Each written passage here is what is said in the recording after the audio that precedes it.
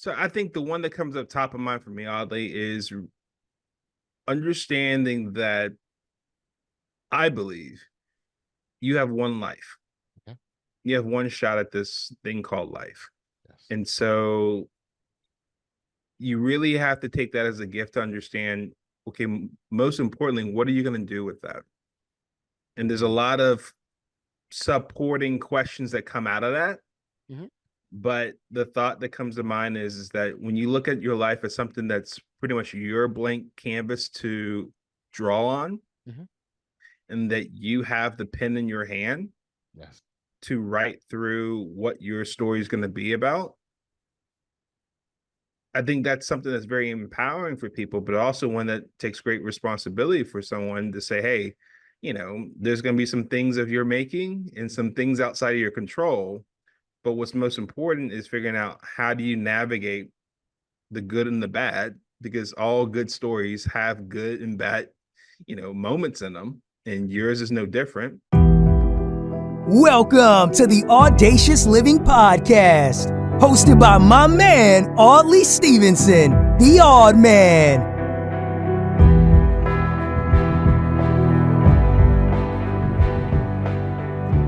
Greetings and salutations. Welcome to the Audacious Living Podcast, where we're dedicated to helping our listeners live their best audacious lives ever. Thank you for joining us today. Your time here is truly appreciated. Now, just like a skilled sculptor molds a piece of clay into a beautiful masterpiece, our guest, Philip Blackett, offers insights and guidance to shape our lives into something extraordinary during this interview. Phil is a renowned life coach and motivational speaker with over a decade of experience in empowering individuals to unlock their full potential, set and achieve audacious goals, and live a purposeful life. In today's episode, Philip shares his expertise on overcoming self-limiting beliefs and breaking through barriers to success, making him an invaluable resource to anyone looking to live more audaciously in life. So now that we got you all set, let's check out our chat with Phil. Enjoy.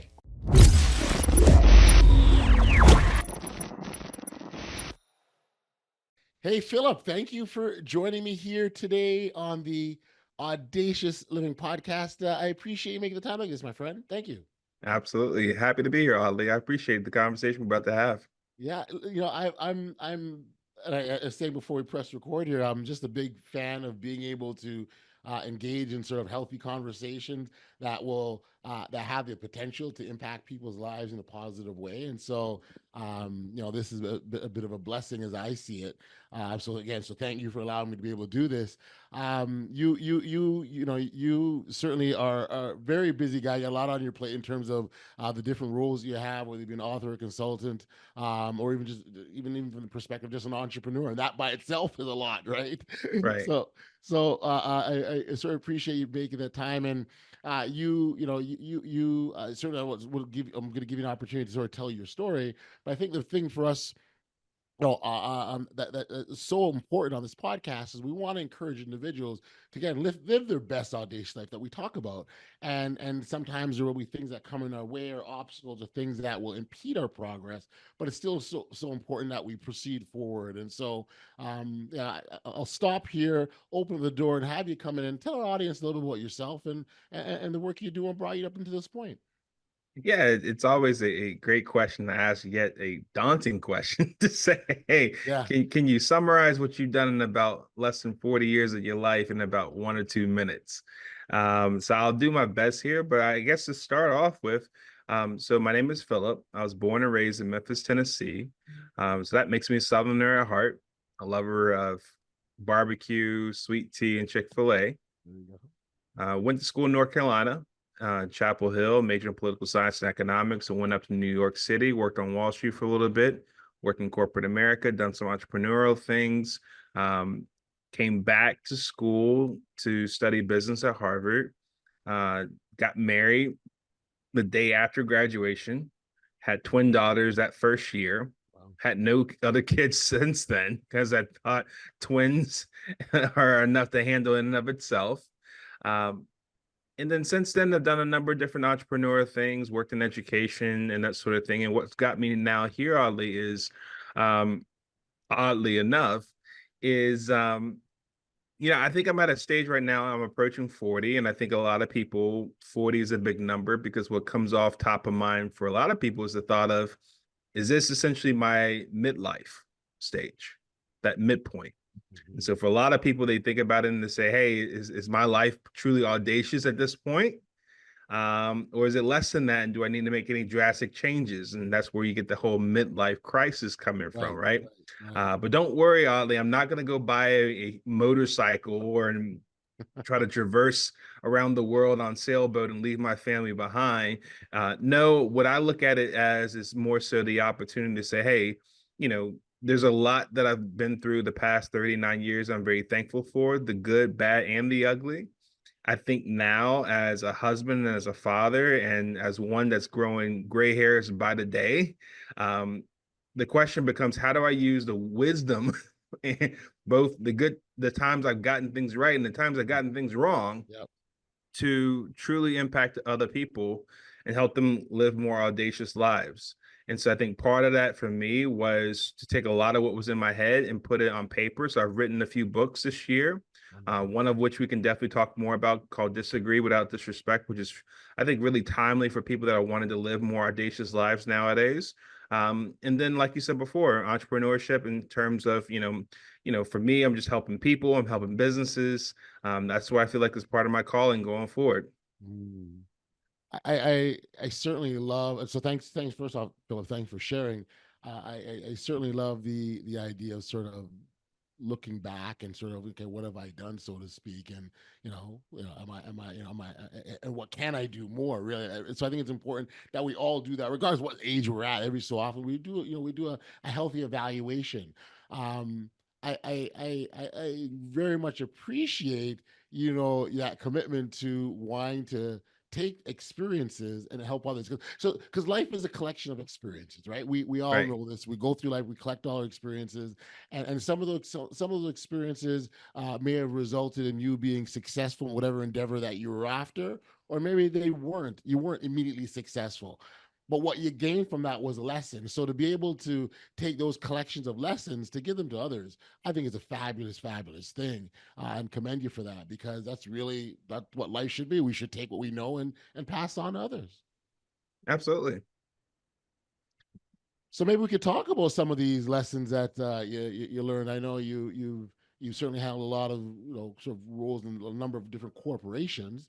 Were those some of the places that your biggest lessons came from? Yeah, I think so. I think oftentimes you're learning from best practices of people and corporations or organizations that have gotten things right. And clearly their success speaks for themselves, and you're coming in as a young grasshopper to learn from the wise and the sage and that sort, to see, really what makes sense for you, right? Because I think that a big part of our lives is work. Mm-hmm. And so for a lot of us, we're trying to figure out, sometimes trial and error, sometimes by sampling the buffet, what things we like and what things we don't like, Right. what things we want to repeat in our lives, what things we want to have a no thanks on seconds I'm good. option. I'm good. Exactly. So I think that's a big part of it, whether it's working for somebody or working for yourself. Got you. Okay. Um, if you were to sort of identify the number one life lesson that you took away, or you walked away, or that lesson that you've never ever forgotten, what would that be? So here you go with these questions, Oddly, and like you're trying to come take things down from like 39, 40 years and say, okay, what's the one lesson? Like, goodness gracious. Here's what I would say. Okay, how about three? No, I'll take one, because if you tell me three, then I got to think of three. One I can just think off the top of my head. Okay, go with that one.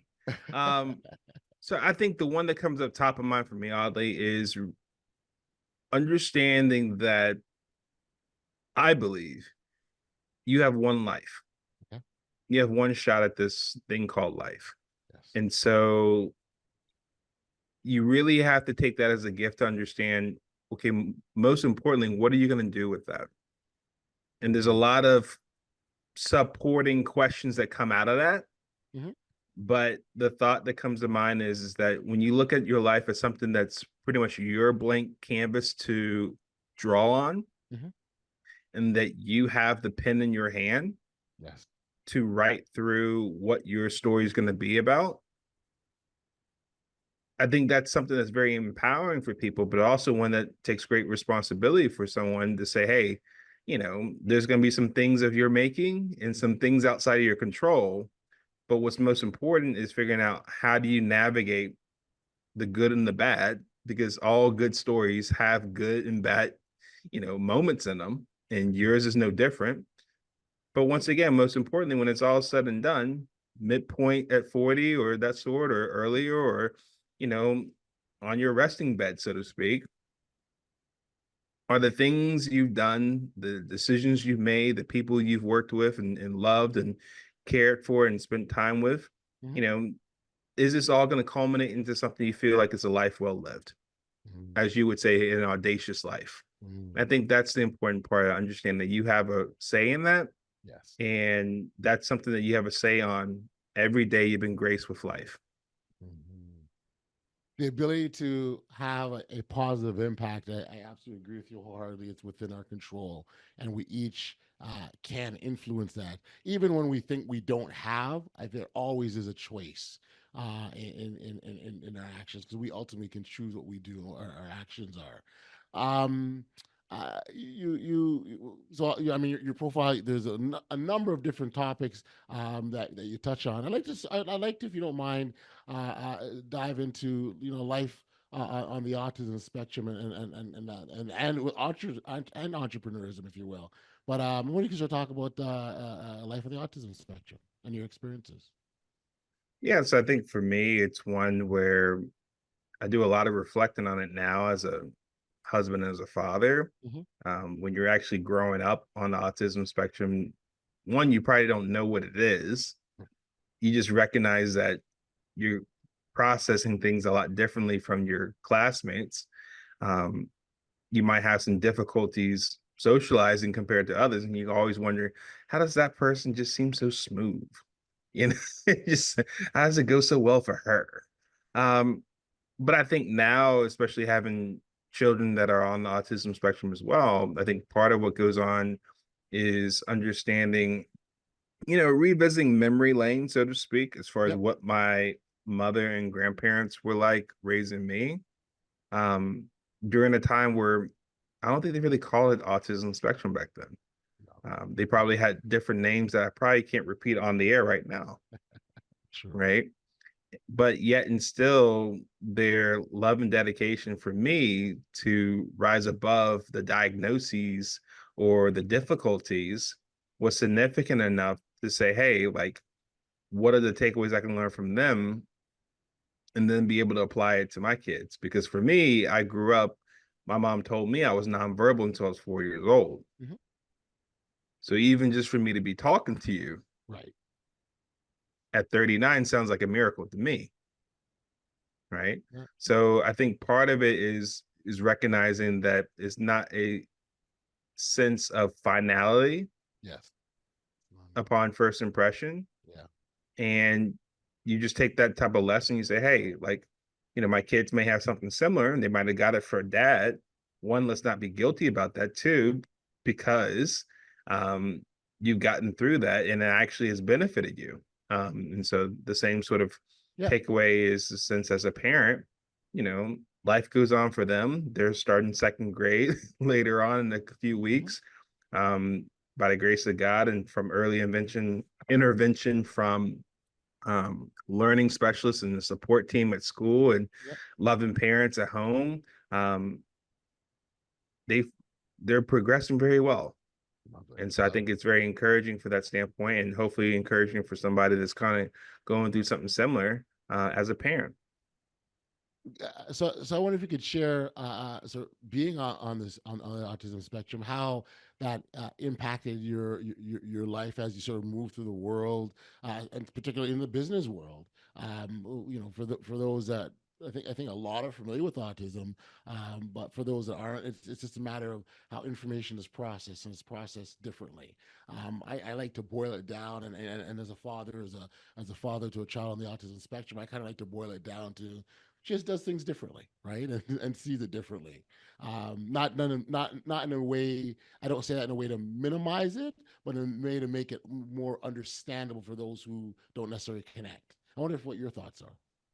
Yes, I think part of it, oddly, is thinking being able to process things differently um, is actually a gift in itself. Because what essentially happens there is there should be some sort of innate curiosity to want to learn not only why someone processes and thinks differently, but in what way do they process and think differently? And especially as a parent, knowing that that's your child, all the more curiosity should play a role. So I think that that's helpful too, especially in, a world we're living in now where there's varying levels of opinions and perspectives and ways of living, which I would argue is people thinking differently and processing differently on what's in front of them. I show you a red apple, you may tell me it's a red apple, and I'd show it to somebody else. They may say it's lunch. Right, It's right, just, right. it just looks differently for certain people because of you know how they grew up, what was making up of them genetically, a number of different variables that I'm not smart enough to know the full totality of. However, I would say enough of which to say, hey, understand this could be on wild card. What you're asking somebody, you might get a different answer. And I think that when you apply that with regards to work and business and career, Mhm. once again, the questions that come off is really kind of understanding what's right for you. And you have to answer to yourself as far as processing the stimuli in front of you. What feels good, what doesn't, what do you feel like is more of what you want to do long term or not? Do you want to take direction from somebody or not? Do Yep. you want to be in a small team, like 10 people? Do you want to be in a big organization? Do you want to work from home? Do you want to work in an office? Like all these different supporting questions come up Right. where it's like, it's not necessarily a one size fits all for everybody anymore. Yeah, yeah. I think as you're we're sort of talking about the doing things differently. First, I think that's a great segue into your book that we're going to talk about in a second here. But there's a piece about, because we all don't necessarily do things the exact same, we do things differently. There's things like grace, respect, compassion are all important aspects in our ability to relate to one another, because of the fact that we are different. And Mm-hmm. so I think I just wanted to sort of make that point about those elements, because I think they're tremendous in that, being able to connect and relate to people. Yeah. Yeah, absolutely. I think it's something that's missing in Mhm. our society very much so in that sort. And that's part of why, I felt like trying to get quote unquote wisdom from my gray hair head and put it on paper. Sure. Where basically is talking about that. Maybe that might be a credit to how I grew up. Maybe that might be a credit of being on the autism spectrum as far as these type of experiences I've experienced and just kind of thought about in the sense of like, how can I come up with something that not only helps me, but can also help other people, whether you're on the spectrum or not? Right. Right. Right. So let's get into your book. Is Disagree Without Disrespect: How to Respectfully, so I talk about respect, right? How to respectfully debate with those who think, believe, and vote differently from you. Why did you feel necessary to write this particular book? It's not as if I had a crystal ball to see what 2024 was going to be like, oddly. Yeah. I tell you this. Um, I selfishly wrote this book initially for myself because I came across an experience 4th of July last year that really changed the way I looked at things. And essentially what happened was I invited my sister and her family up to Boston to spend 4th of July with me along with my mother. Yep. And so my mother, my sister, and I were in the living room, and my sister and I were talking about something that, quite frankly, I don't even remember what we were actually talking about. All I know was we didn't see eye to eye on this one particular topic. And so as we started discussing or debating this matter a little more intently, my mother jumps in And I'm thinking she's going to probably pick one person's side or the other. And that's where you're going to pick your firstborn. You could pick your baby. Which one you're going to do? And she's like, neither. What we're not going to do is have this type of discussion because I don't want fireworks happening before tonight.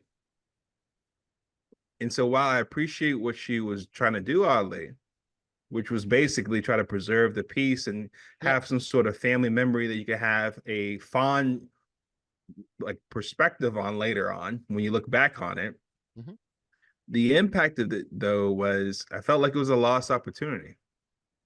What I mean by that is my sister and I don't see each other often. We don't live down the street or let alone in the same city or same state. Mhm. So when we get together, it's not something you take for granted, say, hey, we're going to just be able to see each other next week. And what I would argue respectfully is that in the world of social media, smartphones, and texting, you probably would agree with me that some conversations are better to be had in person, face to face, more than anything else. Mhm. And I felt like this conversation was one of those type of topics. But unfortunately, because of the fear of disagreement and what that disagreement could potentially lead to, we didn't even touch that conversation anymore beyond the surface. And so what came off of my mind, Audley, was if that was the case for me, Mhm. I wonder how many other people, not just locally, but nationally and even globally, are probably going through something similar where they have something they want to share with somebody that's important to them, Yeah. that they want to talk about. But for some reason, they fear that if they have a different point of view, if they process things differently, right? The same apple, they looked at it differently, Yep. that their relationship with that person they care about may drastically change, if not end altogether. Mhm. And so what came off to me was let me come up with a framework that I think could be helpful for people. And that's what came out to the book, Disagree Without Disrespect, how to respectfully debate with those who think, believe, and vote differently from you. Got you. So that framework it's got 5 steps from what I understand. It does, because if you go beyond 5, it might be difficult for you to remember them. Got you. Okay. All right. We want to run through them real quickly. Sure. So the first step is you want to separate the idea or belief from the identity of the believer. That's a great And the reason why, oddly, that's an important point to start with is depending on the issue at hand and the person you talk to, that issue might be so intertwined with who that person is that it becomes who that person is. It becomes them. That's their identity. And what makes it difficult is that if you disagree with the idea, then that person can look at it as you're disagreeing with who they are. Right. If you're criticizing that idea, now it comes off like you're critiquing them or you're hating them, which I'm not surprised. In reaction, they may become more defensive. Right. They might raise their guard up against you. They may spew out some name calling your way and get aggressive. And then at a certain point, once you get into name calling, oddly, I would say there's no more discussion. There's no more debate. There's no more conversation at this point because now things are getting personal, but you never intended on it because you were just talking about the issue at hand. But unfortunately, because we're not able to separate the idea from the identity of the believer, this is where we can get in trouble really quickly. Good point. Good point. How about the second one? So step 2 would be essentially disagree with the idea or belief and respect and love the believer. So this is a play off of what I've learned in church growing up, where we're called to hate the sin and love the sinner. Yeah. Because two things can be true, oddly. I can disagree with what you just said or what you did, and I can respect and love you as my friend, as my brother, Right. as my parent, as my colleague from work, as my neighbor. It doesn't have to be the sense that we have to believe this lie that to love someone means you have to be affirmed completely in an agreement with wholeheartedly without question. And so it's possible Yep. where we can actually disagree with someone's views and still respect and love that person in a healthy relationship. But if we don't get that lesson across to people, including ourselves, once again, that's how we get ourselves in trouble. Gotcha. Okay. The third step in that framework, what does that look like? So once you set the framework or the setting here, right? Step one, step two, took care of that. Now we can actually debate the issue at hand based on the M word. It's merit. What do I mean by merit? I'm talking about using facts, logic, research, analysis, performance, reviews, another R word, results. Try to make it as objective a conversation and comparison, apples to apples as possible, right? What we don't want to get caught up in is we don't want to get involved with name calling. Because like I said before, once you start calling by somebody outside of their first name in a negative way, conversation's over. Yeah. You don't want to get drawn out either to over drawn out emotional reactions and responses. Where I'm now looking for Kleenex to wipe Audley's eyes because I simply said, I don't see things the way you see them. Yeah. Right? Let's have a conversation. Let's be adults about this. Right? So if we're able to do that and actively listen to one another and ask questions to be more curious rather than looking for our next rebuttal point, this is where we can actually have a back and forth that not only is trying to prove who's right or wrong, but probably more importantly, it engages ourselves in sharing more in-depth information with one another beyond the surface that is more intimate and helps people get to know each other better, even if you disagree afterwards. Gotcha. That's important. Very important.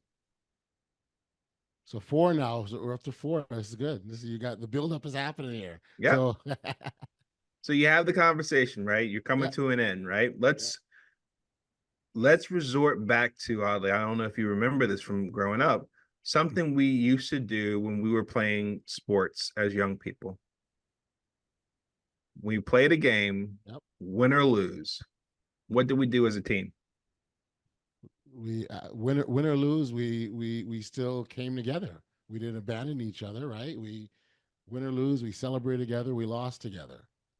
We also shook hands and said good game too, oftentimes. Yep. That's a good one. And the reason why was because sports was taught for us, it was teaching us good sportsmanship. And I would argue respectfully that good sportsmanship is not only needed when we're young, but is also needed when we're much older too. Yes. Because no one wants to be around a sore loser, and no one likes the company of a sore winner either. So if we can have a debate, Audley, and at the end of it, I could say, you know what? I appreciate where you were coming from, even if we still agree to disagree. Or if you came to my side or vice versa, or some third alternative we weren't even expecting that wouldn't have came out had we not had this conversation in the first place, I can still respect you enough to say, thanks for sharing. Because you didn't have to. Because honestly, what I tell people oftentimes is that if I'm sharing with you what's on my mind, is actually a gift. Yes. Because I didn't have to give it to you. I could have kept it in my head. Yep. And oftentimes a lot of people don't share because it's putting them in a vulnerable light. It's putting them in a place where they can be judged or criticized or embarrassed, especially on social media. And so for somebody to do that, they're taking a chance on trusting you. Right. And oftentimes they're going to look at you in reaction to say, hey, how did you, Audley, do with my gift to you? Gotcha.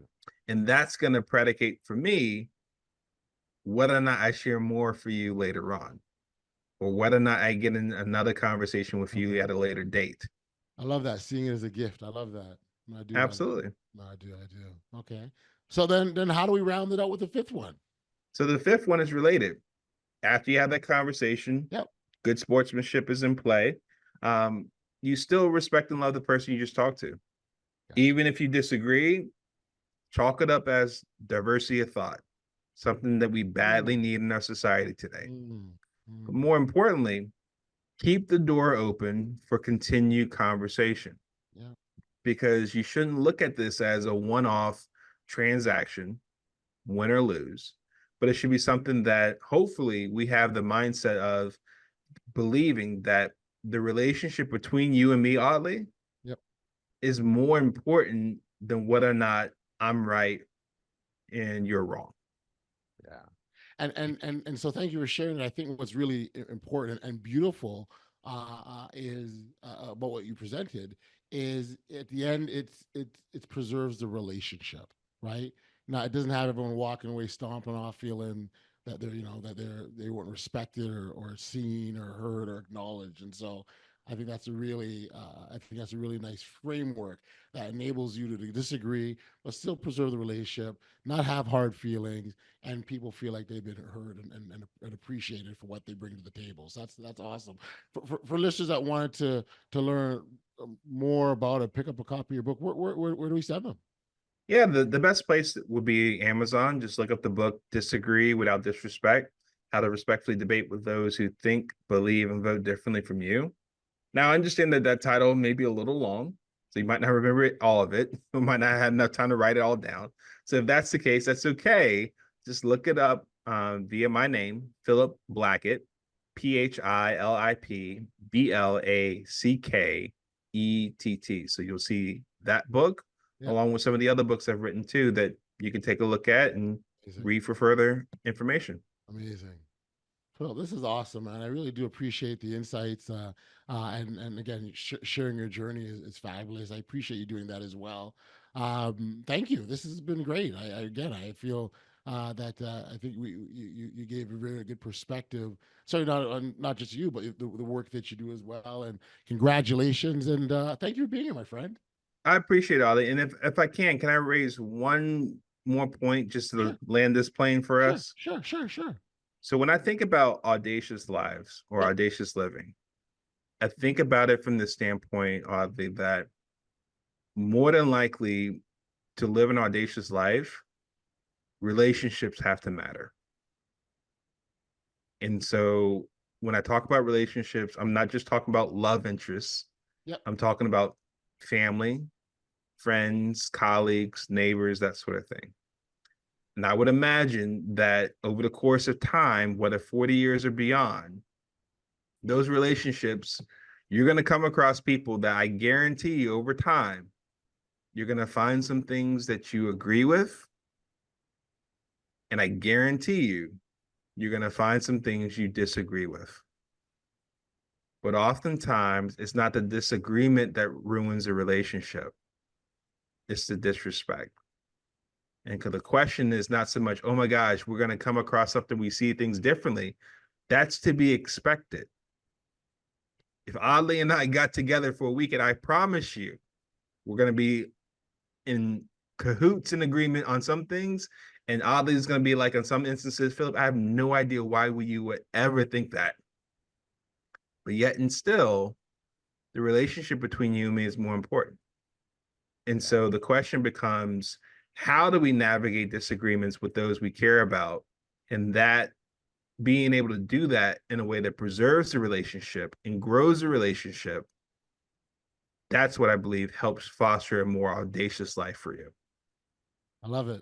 I do. Your point around the relationships is a fabulous one. You know, I've oftentimes shared in this podcast and outside this podcast that, you know, the most important lessons that we get or the gifts that we receive in our lives, the support, the aid, it comes from other people. I remember once upon a time I used to think I was this self-made man, but it's not the case at all. And so I thank you for raising that point. Thank you for being here. It's been awesome. And all the best, my friend. Thank you so much for having me all day. I appreciate it.